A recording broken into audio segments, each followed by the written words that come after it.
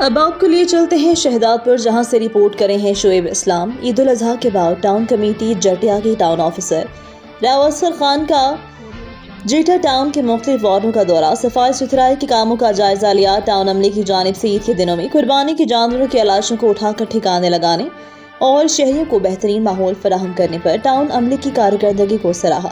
Town committee جٹیا کے مختلف محلوں گلیوں میں ناجائز تجاوزات کے خاتمے کے لیے احکامات جاری کیے گئے۔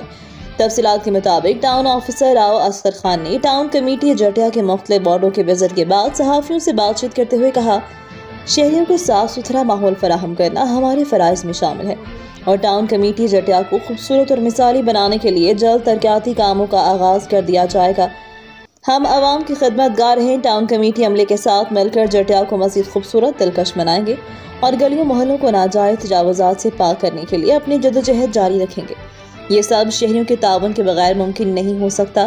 ٹاؤن آفیسر راؤ اصغر خان نے شہریوں سے اپیل کی، اپنے محلوں کی گلیوں کا صاف رکھنے، ناجائز تجاوزات کے خاتمے کے لیے ٹاؤن کمیٹی جٹیا کے عملے کے ساتھ تعاون کریں تاکہ صحت و صفائی کے نظام کو بہتر سے بہتر بنایا جا سکے۔